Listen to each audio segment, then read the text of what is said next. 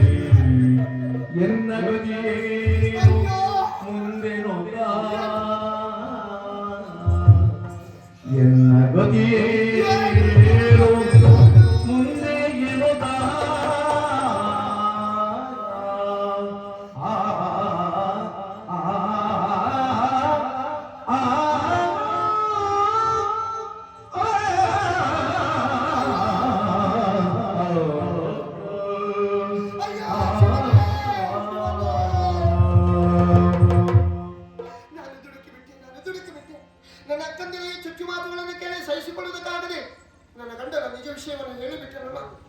ನನ್ನವರು ಅಂದೇ ಹೇಳಿದ್ರು, ಇದು ನಮ್ಮ ಮೂರು ಮಂದಿಗಳಲ್ಲಿ ನಾಲ್ಕನೇವರಿಗೆ ತಿಳಿದ್ರೆ ನಾನು ಮತ್ತೆ ಕರಡಿಯಾಗುತ್ತೇನೆ. ಇದನ್ನು ಯಾರಿಗೂ ಹೇಳಬೇಡ, ಯಾರು ಹೇಳಬೇಡ ಅಂತ ಹೇಳಿದ್ರು. ಅಯ್ಯೋ, ನನಗೆ ಸಹಿಸಿಕೊಳ್ಳುವುದಕ್ಕಾಗದೆ ನಾನು ಹೇಳಿಬಿಟ್ಟನಲ್ಲ.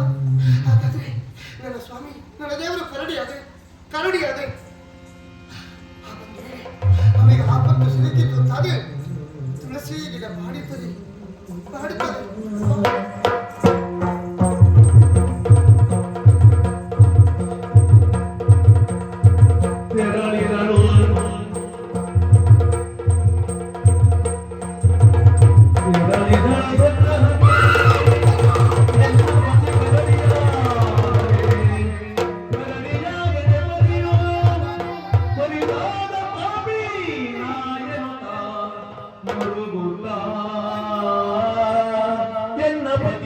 ಕರಡಿಯ